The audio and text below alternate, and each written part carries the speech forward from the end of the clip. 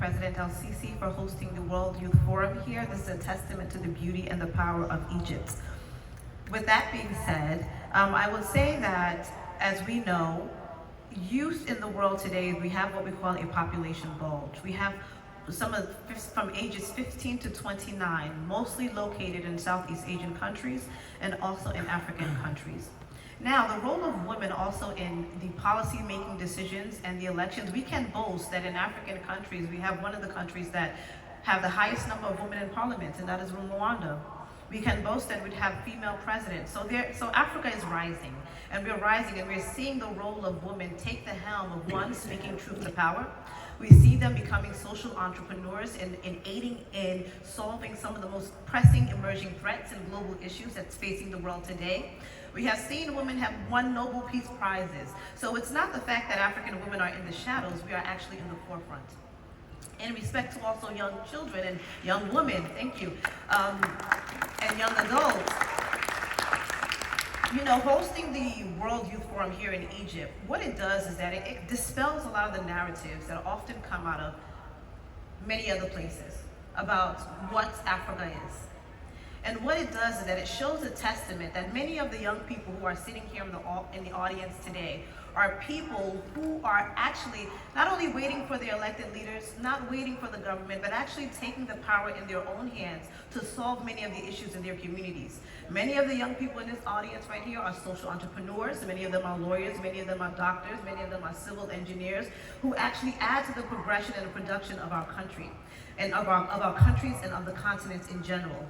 When it comes to how we can move the continent forward in sustainable development goals, we also know that it's extremely important that we develop the capacity to harness the potential of the skill sets, of the talents, and of the educational capacity that young people wield. We are in the space right now where this is the generation who no longer waits for the opportunity. They make the opportunity themselves. The two vulnerable groups that we have in our population oftentimes are women and our children. They are the casualties oftentimes of war. They are the casualties oftentimes of conflict. They are the casualties oftentimes of unemployment, and they are the main casualties and bearers of poverty. So we know that governments have to play an extreme and a pivotal role in ensuring the protection of these two vulnerable groups. But I believe that they're no vulnerable no more. Because at some point, what has happened on the continent is that people have gotten up and said, you know what, despite my circumstances, despite the situation, I'm going to create the change that needs to happen in my community. As a professor of global affairs and politics, I challenge my students, and my job is also to prepare them to be global citizens of the world, to have an understanding that every issue that you see on the news has a historical context that is attached to it. When you think of poverty, when you think of, let's say, the lack of women in politics, or when you see child soldiers, there is a historical context to it. And by understanding the history of Africa, you can better understand of how do I solve the problems for the future. And with that said, I honestly believe that the role of women and the role of youth is actually the pathway to sustainability in Africa. Those are the two main groups that we have to harness their talents. And let's also not forget, because we often don't touch upon this when we talk about the sustainability of Africa, about Africans in the diaspora. I myself was born in the United States, but my parents are from Nigeria. When I was a young girl, they would always take me back home to instill in me my culture and to know where I come from. So when we talk about the brain drain, I honestly believe it's a brain gain, that the diasporans in different countries are those who are transferring the knowledge and the skill sets back to the continent. So not only do we have the beauty of those who are on ground, who are making the wave and making the differences that is necessary in their communities, we have those who are young people like yourselves in the diaspora who are actually going back home, coming back to the continent of Africa, coming to your respective countries, and transferring the knowledge and the skill sets that you have.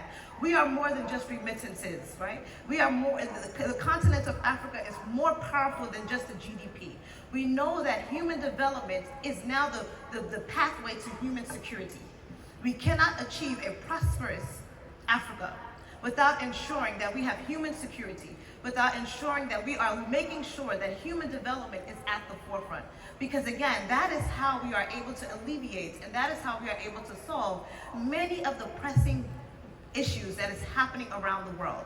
And I was saying, and I will probably end here, and I know because of time, but if Africa doesn't get it right, the world doesn't get it right. It starts with us. We are the cradle of humanity, and we are getting it right.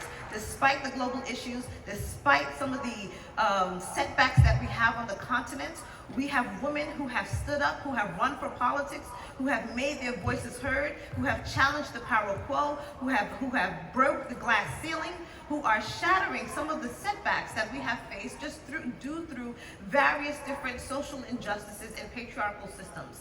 We have young people, despite not having many money, despite not having the educational background, have been innovative, have solved some of the glowing issues, and we can see that this is a testament of them. And like I said, I want to applaud the country of Egypt for hosting this World Youth Forum, because it shows to the world a different narrative that we oftentimes see coming out of the media. It shows to the world that a country can bring together more than 7,000 people to make a difference. It shows to the world that Africa is more than what you see. It's more than the problems that you read in the history books. It's more than what you see in the media. We are the ones and the drivers of changing many of the global issues that are around the world. Thank you very much. Thank you so much. Inspiring speech. Thank you. Saya